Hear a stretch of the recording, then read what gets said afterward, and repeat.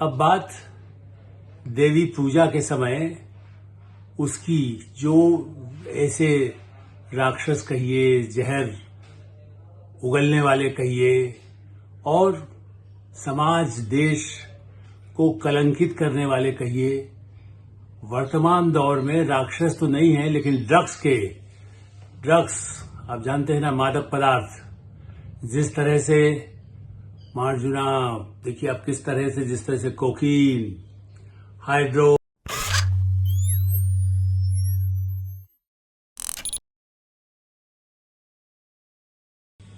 नमस्कार, मैं हूं आलोक मेहता। एडिटर साई में आपका स्वागत है। नवरात्रि के पावन पर्व पर आप सबको शुभकामनाएं, बधाई, मंगलमय हो। पूजा अर्चना सफल हो, शांति, सुख, समृद्धि सबको मिले। एडिटर साई में आप देखें विचारों को, तथ्यों को और उसके बाद उसे लाइक करें, सब्सक्राइब करें, अपने मित्रों को, ग्रुप्स को भी फॉरवर्ड करें ताकि वो भी सब्सक्राइब करें। यही एक पुण्य कार्य हमारे लिए होगा, क्योंकि अधिकाधिक लोगों तक कुछ तथ्यात्मक बातें पहुंचे, कुछ कड़वी बातें पहुंचे, कुछ सच्ची बातें पहुंचे और समाज में जो कुछ विचार हैं वो अच्छे विचार सामने आए और उन पर भी कोई प्रतिक्रिया हो तो वो भी हमारे पास अवश्य पहुंचे। आपका हमेशा स्वागत है। असहमति, सहमति, यही लोकतंत्र की शक्ति है और आपका सहयोग, आपका आशीर्वाद, आपके कमेंट हमारे लिए बहुत ही उपयोगी होंगे। अब बात देवी पूजा के समय उसकी जो ऐसे राक्षस कहिए, जहर उगलने वाले कहिए और समाज देश को कलंकित करने वाले कहिए, वर्तमान दौर में राक्षस तो नहीं है लेकिन ड्रग्स आप जानते हैं ना, मादक पदार्थ। जिस तरह से मार्जुना, देखिए आप जिस तरह से कोकीन, हाइड्रोपोनिक मार्जुआना, ये जो चीजें हैं, इसका कितना बड़ा भंडाफोड़ भारत की, जैसे कह सकते हैं, पुलिस, जांच एजेंसियां, मैं ये कहूंगा कि इसका क्रेडिट जो भी ले, लेकिन इसमें कई एजेंसियां शामिल रही हैं तभी ये होता है। खासकर से यहां भी ईडी का रोल होता है, एनफोर्समेंट डायरेक्टरेट के विजु में ये काम होता है। ये नारकोटिक्स से संबंधित जो विभाग है उसकी जो जांच पड़ताल की एजेंसी है उसका भी रोल रहता है।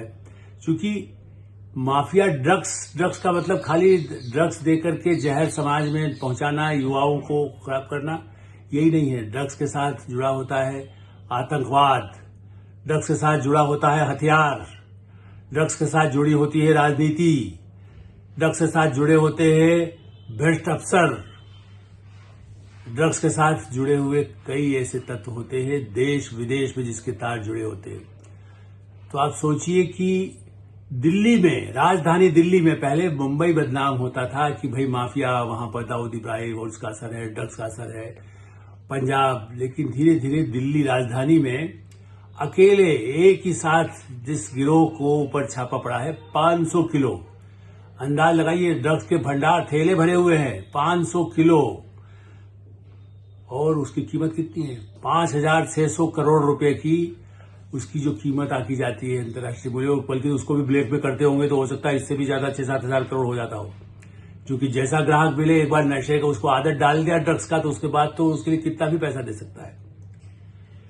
इसलिए, और इसमें सत्ता, जैसे मैंने आपसे कहा था, नेता, अफसर, पुलिस के अफसर भी शामिल हो सकते हैं, उनके भी कहीं न कहीं यदि ऐसे भ्रष्ट लोग हो तो उसका भी होता है। तो कांग्रेस के आरटीआई सेल का यूथ कांग्रेस का नेता, राहुल गांधी, सोनिया गांधी की दस्तखत से करा करके नियुक्ति पाने वाला व्यक्ति, जो दस्तावेज मिले हैं पुलिस को छापामारी में, जिसने कबूल भी किया है, तुषार गोयल, ये कांग्रेस का नेता रहा है दिल्ली में। राहुल गांधी के ऐसे ही लोग युवा कांग्रेस में, तो उन्हीं के कहने से सब कुछ होता रहा है। आज से नहीं, पहले। अब कहने को कह दिया गया बीच में वो पार्टी से अलग हो गया था, क्या हुआ था, हटाया गया या वो खुद छोड़ के चला गया, चूंकि बड़े काम करने हैं उसको, पार्टी में क्या करता। और पार्टी में भी कई बार ऐसा होता है, तुम दूर रहो जरा, तुम्हें निकाल देते हैं ताकि तुम अब हमारा काम करते रहना। ये आरोप या आशंका है, इसीलिए मैं बीजेपी की बात छोड़ दीजिए, ऐसे कई पार्टियों में, मैं ये नहीं कह रहा हूं कि केवल कांग्रेस पार्टी में, रिकॉर्ड मुंबई से इसलिए कह रहा हूं, पुराने एक आध जोड़ेंगे तो बड़े बड़े मुख्यमंत्री रहे हैं, उनके तार कैसे कैसे माफिया के साथ जुड़े थे, उस पर मैं इस समय नहीं चर्चा कर रहा, जो महाराष्ट्र के चुनाव बाद में है। और उसमें भी आरोप लगते रहे, किसी को कहीं कोई पकड़ा गया, कहीं नहीं पकड़ा गया, कहीं कनेक्शंस फिल्मी, आप जानते हैं फिल्मी सितारों के में ड्रग्स का ही तो नुकसान हुआ, और फिल्में बनी हैं पंजाब को लेकर के, किस तरह की फिल्में, जब ड्रग्स का जितना ज्यादा हुआ तो कैसी उस पर भी फिल्म बनी है। और ऐसी कितनी ही फिल्मों में ड्रग्स का, देवालन की फिल्मों में से लेकर के, लेकिन धीरे धीरे कितना बढ़ चुका है। और ये अकेला नहीं पकड़ा, इसके साथ और 4-5 लोग पकड़े गए, हिमांशु कुमार, औरंगजेब सिद्दीकी, बताइए नाम ही औरंगजेब है, कितना दुष्ट आतंकी जो औरंगजेब का प्रभाव रहा होगा, ऐसा ही कोई आदमी उस नाम का ही व्यक्ति है जो इस गिरोह में शामिल था। और एक जिसका नाम है भरत कुमार या भारत कुमार, जो भी है, इंग्लिश में जब लिखा जाता है BHAR तो उसमें दोनों हो सकता है। और वो कहने को भरत कुमार जैन, बताइए क्या बदनामी की हुई है। ACP S कुशवाहा ने, मैंने पुलिस कमिश्नर, चूंकि दिल्ली पुलिस के ही काम तो दिल्ली पुलिस को करना होता है, चाहे एजेंसियों ने सूचना दी हो कि ये कहां गुप्त सूचनाओं के आधार पर महीनों वर्षों तक तैयारी के बाद ऐसे गिरोह पकड़े जाते हैं। और मुंबई, पंजाब, जहां हमारा सीमा क्षेत्र है, जम्मू कश्मीर चुनाव में बड़ा मुद्दा रहा है, हरियाणा इससे बचा हुआ नहीं है। इसलिए इस मुद्दे को मैं महत्वपूर्ण मानता हूं कि ये केवल एक छापे की 5,600 करोड़ की नहीं है।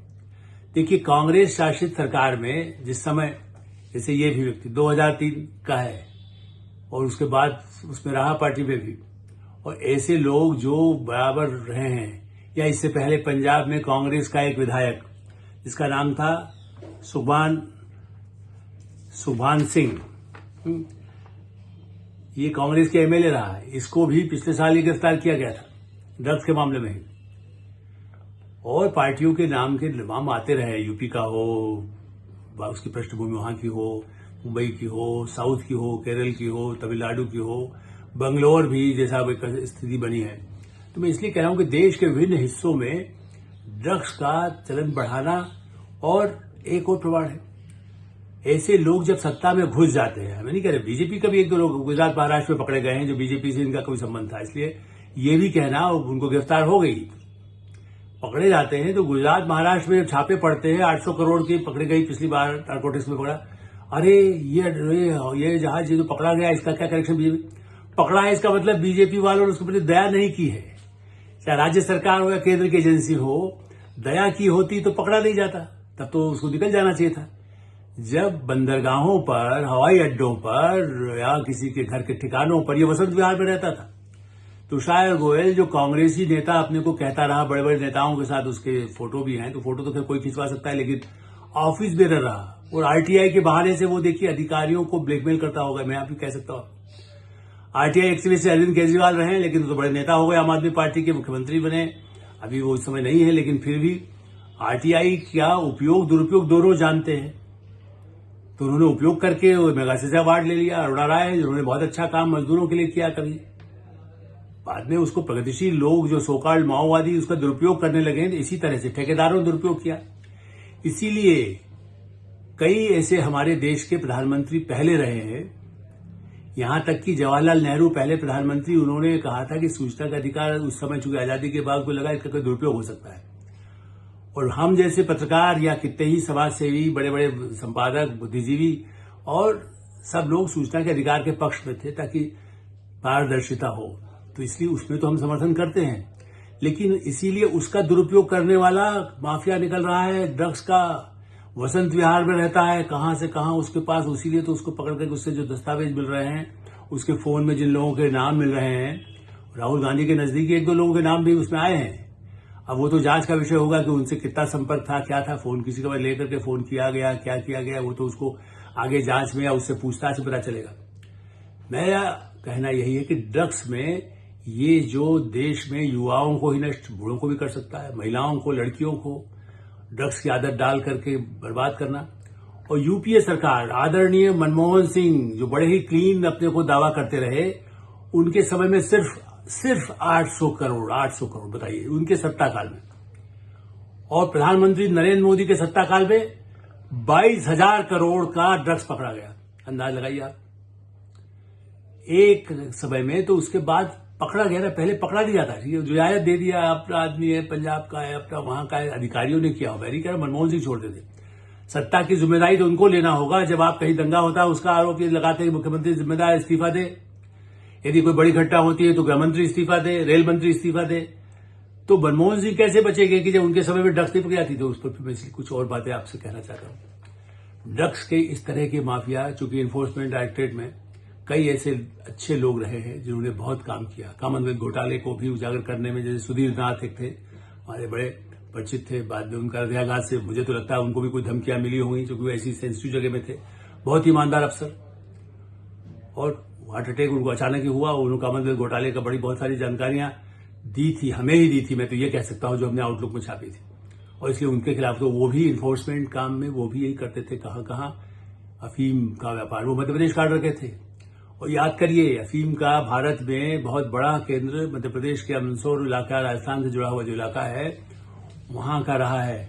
वैधानिक रूप से अफीम की पैदा होती है, लेकिन उसके साथ साथ स्मगलिंग का भी वहीं पर। इसीलिए नेताओं का, जिम्मी का, दूसरे का प्रभाव का, तस्करों का, वहां कैसे अपराधियों का गिरोह, वहां रेल की इस तरह की जो घटनाएं, तो वहां से बढ़ने वाले जिम्मी पर जो आरोप आया, जिम्मी को प्रतिबंध किया गया, इस सब के इलाका वो है जो ड्रग्स बने, अफीम, जिससे ओपियम से जो दूसरे।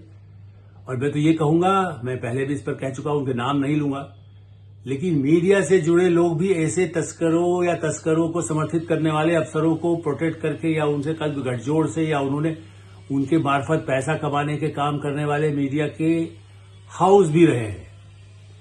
इसको आप गंभीरता लिए, छोटे मोटे हाउस हो सकते हैं, बड़े भी हो सकते हैं, किसी और नाम पर फैक्ट्री है, उस पर कुछ और भी काम होता रहा, उसकी फाइलें हैं भारत सरकार में, एनफोर्समेंट में कोई देख सकता है। कभी अलग से बात करेंगे तो हम बता सकता हूं, क्योंकि कई चीज जब नहीं मिलती है, या वो सत्ता में खुद भी होते हैं और मीडिया भी प्रभाव होता है, मेरा नाम नहीं है, डायरेक्टर का नाम है, पति का नाम है, भाई का नाम है, किसी का नाम है, उसको गोल बोल करके उसको बच जाते हैं। लेकिन उसको रोकने का काम तो इन्फोर्समेंट करता है। जावेद चौधरी इन्फोर्समेंट डायरेक्टर के थे, गुजरात काट रखे, उन्होंने बहुत काम किया था। कई ऐसे मामले ओपीएम से जुड़े हुए ही अटल बिहारी वाजपेयी के समय में पकड़े थे। इसलिए मैं कुछ आपको हिंट दे रहा हूं। मुंबई में शरद पवार के जमाने में, उनका तो नाम लेके कह सकते हैं, क्योंकि मुंबई बम कांड में उनका नाम उनके ऊपर विवादों में पड़े थे। उन्होंने किसको शरण दे दी, किसको सहायता दे दी, नहीं दी, वो अलग बात है कि उन पर कार्रवाई नहीं हुई। लेकिन वो मुख्यमंत्री कितनी बार रहे, आज भी उसके प्रदेश के सबसे बड़े नेताओं में उनको इज्जत दी जाती है। लेकिन उनके सत्ता काल में यदि स्मगलिंग और माफिया को जाने या देश से बाहर भागने का, मुंबई बम कांड के लोगों को भागने का जो अवसर मिले, तो कहीं तो कहा जाएगा ना कि सत्ता का, निजिया का, ब्यूरोक्रेसी का। याद करिए, एन एन वोहरा बहुत बड़े ईमानदार, बाद में तो गवर्नर भी रहे, जम्मू कश्मीर के भी गवर्नर रहे, उन्होंने उनकी रिपोर्ट थी, राजनेता, पुलिस, इनके गठजोड़ से माफिया कैसे इनका है, पूरी रिपोर्ट को बाद में कभी पूरा रिपोर्ट नहीं आई सामने, खाली कुछ उसके संक्षिप्त समरीज बाहर आई, और वो भी बहुत पुरानी रिपोर्ट है, 30 साल पुरानी। इसलिए मैं कहूंगा कि ये जो माफिया है ड्रग्स का, ये उड़ता पंजाब, इसलिए फिल्म का जिक्र कर रहा हूं फिर, और सिनेमा वालों का तो कई कहानी आ चुकी है, ड्रग्स लेकर कोई मर गया, किसी की मृत्यु हो गई, कभी मृत्यु के बारे में उसका कारण ये भी बताया जाता है, शंका की जाती है, जांच हुई, ड्रग्स कौन दे रहा था, नहीं दे रहा था, ड्रग्स लिया किसी कारण से, निराशा के क्षणों में, असफलता के क्षणों में खुद भी उसे प्रभावित होता है।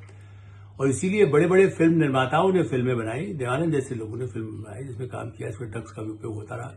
तो ऐसी स्थिति में ये जो भंडाफोड़ हुआ है, ये कान खड़े करने के लिए है कि इसमें कोई रियायत नहीं होनी चाहिए। इसलिए मैं कहूंगा, किसी भी राजनीतिक दल का हो, प्रधानमंत्री नरेंद्र मोदी ने जब कहा है कि भ्रष्टाचार को हम खत्म करना चाहते हैं, जड़ से उखाड़ना चाहते हैं, गृह मंत्री अमित शाह कंधे से कंधा मिला के खड़े हैं, सेना, एनफोर्समेंट डायरेक्टरेट की एजेंसियां, इसलिए ईडी पर कितना ही गाली राहुल गांधी देते रहे, भाई उनकी पार्टी में जो माफिया हैं वो व्यापार क्या करते हैं, उस पर भी तो नजर उनको रखना पड़ेगी। उस पार्टी में ऐसे लोग जो रहे हैं जिनके माफिया से कनेक्शन रहे हैं, क्यों ऐसे लोग हैं जिनके जो चाहे ऐसे अफीम उत्पादक प्रदेश राज्य के उससे जुड़े हुए हैं, क्या उनका भी कोई जांच गहराई से तो हुई नहीं?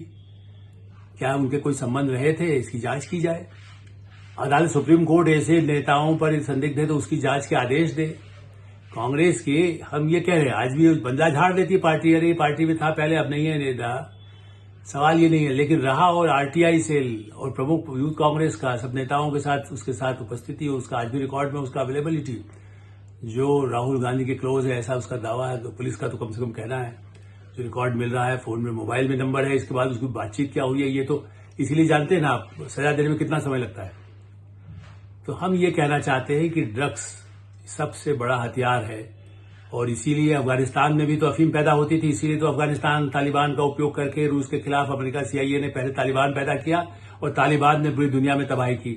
आज भी जो ऐसे माफिया हैं, तालिबान कट्टरपंथी हों या किसी भी कट्टरपंथी, उन देशों में या उसमें जहां पर अफ्रीका के बहुत देश, नाइजीरिया इससे बहुत बड़ा प्रभावित रहा है, उन्हें ड्रग्स से सबसे अधिक झेला है दी, और वहां के लोगों पर आज भी शंका होती है। भारत में भी कई बार गोवा कितना बड़ा अड्डा बना है, मैं फिर से कहूंगा नाइजीरिया का नाम आने के बाद, वहां भी हाल में भी कई बार लोग पकड़े गए, वहां भी भाजपा की सरकार है।